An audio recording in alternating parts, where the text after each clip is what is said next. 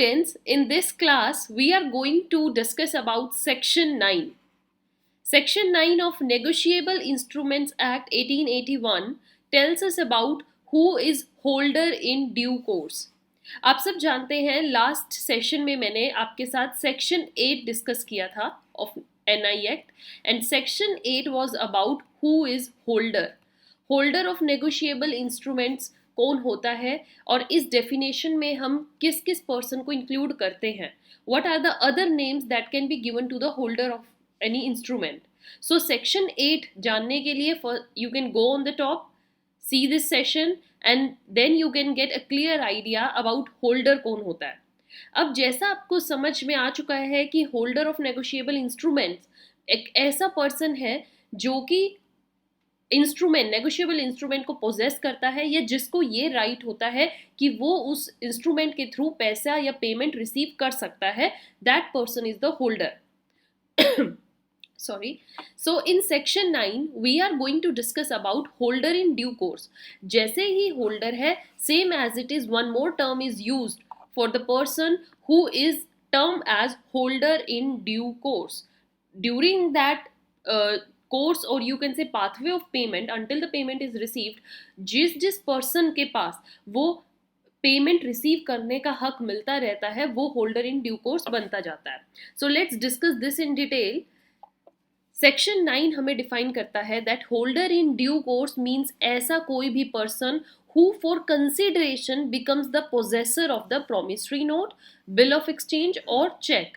Means consideration के बदले उसको ये राइट मिल जाता है कि वो प्रोमिसरी नोट या बिल्स या चेक को रिसीव या पोजेस कर सकता है. इफ पेएबल टू बियरर, अगर वो किसी बियरर को पे किया गया है तो सपोज कीजिए ए है, इस एग्जाम्पल से समझिए ए है, ए ने बी को अपने गुड्स बेचे थे क्रेडिट पर, तो बी ने उसको एक प्रो नोट बनाकर दे दिया कि मैं आपको पेमेंट दूंगा. तो यहाँ पर ए की तरफ से क्या कंसीडरेशन दी गई, उसकी तरफ से भैया गुड्स गए हैं, तभी बी उसको पेमेंट देने के देनदार बना है, पेमेंट देनी पड़ेगी उसे बी को. तो ये क्या है, ए ने अपनी तरफ से गुड्स दिए और बी अपनी तरफ से प्रो नोट में एक श्योरिटी या प्रॉमिस दे रहा है कि मैं आपको पेमेंट कर दूंगा. तो कंसीडरेशन के बदले जब प्रो नोट, बिल या चेक को पोजेस करने का हक किसी पर्सन को मिलता है, in case if payable to bearer, अगर किसी बियरर को पेमेंट करनी है तो ये चीज होती है. और द पेई और एंडोर्सी देयर ऑफ, मतलब या तो बियरर या किसी पेई को सामान मिलना है, पैसा मिलना है, या एंडोर्सी को मिलना है. इन किसके बदले, इन बदले ऑफ कंसीडरेशन. दूसरी चीज क्या कहती है, यहां से स्टार्ट होती है, if payable to order, so payee endorsee thereof, और if payable to order before the amount mentioned it became payable, जितनी भी अमाउंट है वो पेएबल हो जाती है. And without having sufficient cause to believe that any defect exist in the title. ये जरूर होना चाहिए कि कोई भी ऐसी कोई बात ना हो जिससे कि पर्सन जिसको वो टाइटल या जिसको वो नेगोशिएबल इंस्ट्रूमेंट पोजेस करने का हक है, उसके टाइटल में कोई डिफॉल्ट या डिफेक्ट आ रहा है, तो उसके टाइटल में कोई डिफेक्ट ना हो. अदरवाइज पेई, एंडोर्सी या ऑर्डर के थ्रू पेमेंट मिलना, इन सब में उस पर्सन ने कंसीडरेशन दी हो और उस बदले में उसको नोट मिला हो, वो क्या पर्सन होता है, holder in due course. Right. Now here we have certain elements of section 9. Section 9 हमें जो जरूरी बातें बता रहा है, अब आपने डेफिनेशन अच्छे से रीड कर ली, अब आप देखिए एलिमेंट से समझ जाएंगे कि क्या क्या बेसिक फॉर्म या बेसिक थिंग्स हैं जो सेक्शन 9 की डेफिनेशन में इंक्लूड की गई हैं या जिसे हम person in due, holder in due course कहेंगे. तो देखिए, the very first thing is there should be consideration. Consideration मैंने बताई, कंसीडरेशन क्या होता है, one thing done on behalf of one person, तभी उसको पेमेंट मिलने का. आपको देखो फ्री में कोई गिफ्ट पैसा नहीं दे के जाता है. अगर किसी ने फ्री में आपको गिफ्ट वगैरह दिए तो वो डोनेशन काइंड ऑफ हो गया. आपने अपनी तरफ से कुछ हेल्प करी दूसरे पर्सन को थ्रू वन थिंग, तभी वो दूसरा पर्सन आपको पेमेंट दे रहा है. आपने कोई सामान उनको दिया तो वो आपको पेमेंट दे रहा है, या फिर आप किसी को पेमेंट दे रहे हो तो आपको कुछ सामान दूसरे पर्सन से मिल रहा है. बोथ द थिंग्स, इसमें one person is doing one thing to for the another and the other one is doing something for the other person. This is known as consideration.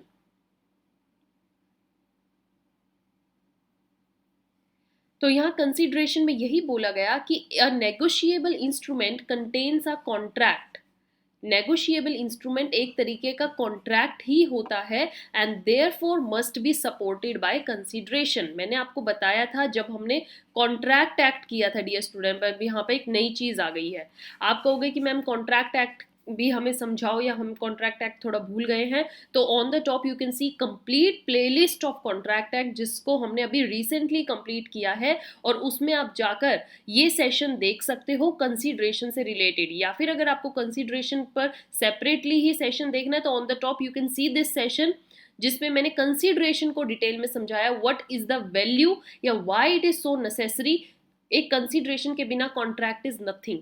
a contract without consideration is completely void।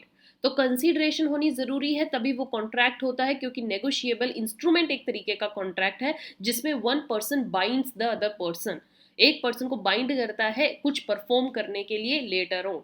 ये होती है consideration. First element is this. Section 9 में next element क्या बोला गया है? Before maturity. Before maturity का मतलब क्या है कि बिल हो, promissory note हो या चेक हो, is taken after it is due. The person taking it takes it as his peril. He can have no better title to it than the party from whom he takes it. मतलब कि जिस pronote या cheque को आप किसी से ले रहे हो तो वो क्या होना चाहिए? बिफोर मेच्योरिटी आप ले रहे हो। अगर उसकी डेट ड्यू हो चुकी है और ड्यू डेट के बाद आप किसी से प्रोनोट या चेक मिल रहा है तो उसकी कोई वैल्यू नहीं है। बिफोर मैच्योरिटी से पहले ही आपको नेगोशिएबल इंस्ट्रूमेंट को यूज करना होगा ताकि आपको आपकी पेमेंट मिल जाए।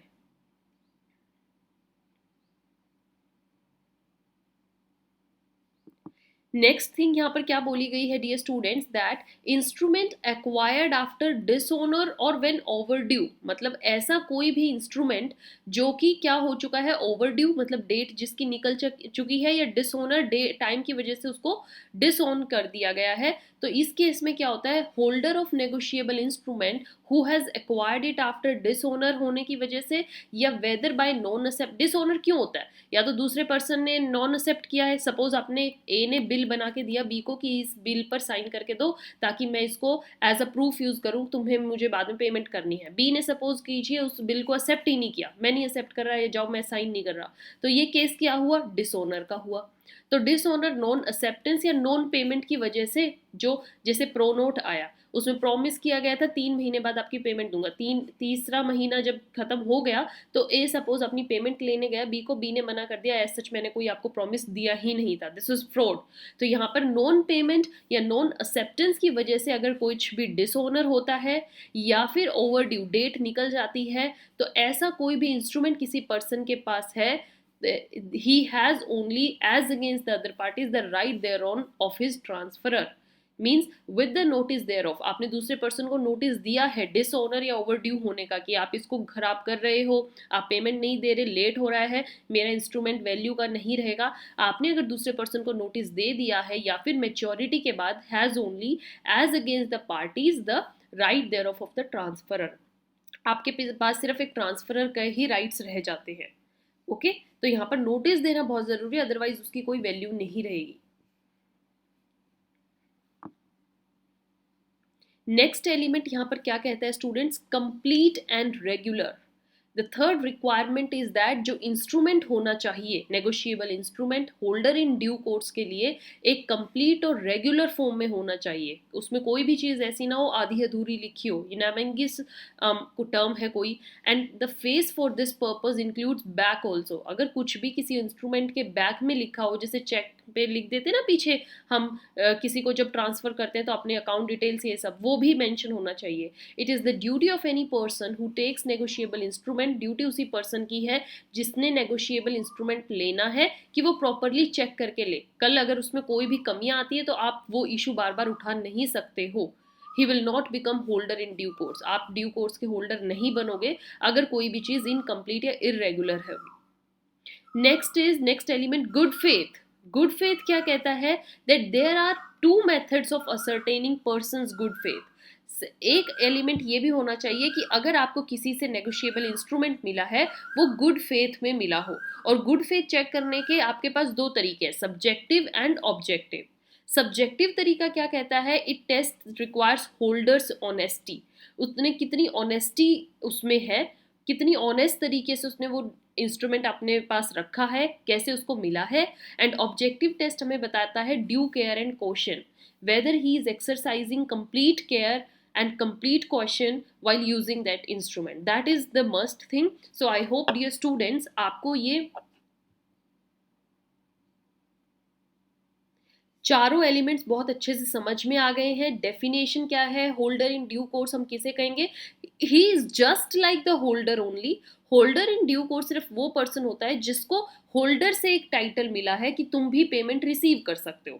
मतलब मैं तो देखो रिसीव कर ही सकता हूँ लीगली, पर तुम्हें भी हक है कि तुम भी पैसा मेरी जगह ले सकते हो, वो होता है होल्डर इन ड्यू कोर्स। और उसके लिए ये चार एलिमेंट होने जरूरी हैं। जैसे ए ने सपोज करो सी को पैसा देना था, ठीक है, तो उसने कहा यार मेरे को बी से बिल ऑफ एक्सचेंज है, जाओ मैं तुम्हें देता हूँ, तुम बी से पैसा निकलवाते रहना, कंसिडरेशन में है।